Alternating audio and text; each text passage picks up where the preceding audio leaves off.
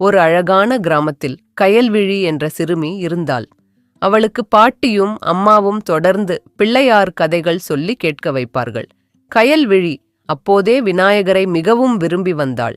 அவள் தாத்தாவிடம் அவளுக்கு எப்போதுமே ஒரு கேள்வி: தாத்தா, விநாயகர் சதுர்த்தி எப்பொழுது வரப்போகிறது?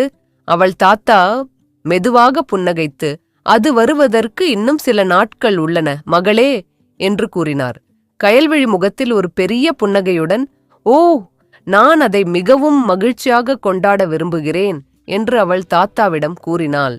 அவள் தோழிகளிடமும் விநாயகர் சதுர்த்தி எப்போது வரப்போகிறது என்று தொடர்ந்து கேட்டுக்கொண்டே இருந்தாள். இன்று விநாயகர் சதுர்த்தி. அவள் பட்டுப்பாவாடை அணிந்து தனது அழகான சிறிய விநாயகர் சிலையை வழிபட்டு கொண்டிருந்தாள்.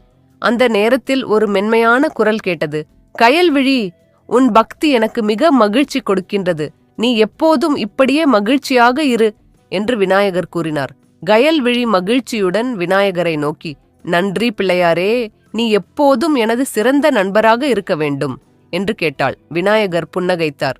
கயல்விழி, உன்னுடைய ஆசை என்ன என்று சொல் என்று விநாயகர் கயல்விழியிடம் கேட்டார்.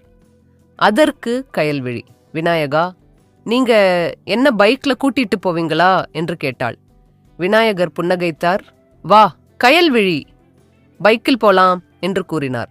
அந்த நாளிலிருந்து கயல்விழி எப்போதும் மகிழ்ச்சியுடனும் ஆர்வத்துடனும் விநாயகரை தனது நண்பராக கருதி வாழ்ந்தாள். இந்த கதை கயல்விழியின் இனிய அன்பை, விநாயகரின் மகிழ்ச்சியை மற்றும் ஒரு சிறு பெண்ணின் பக்தியை காட்டுகிறது.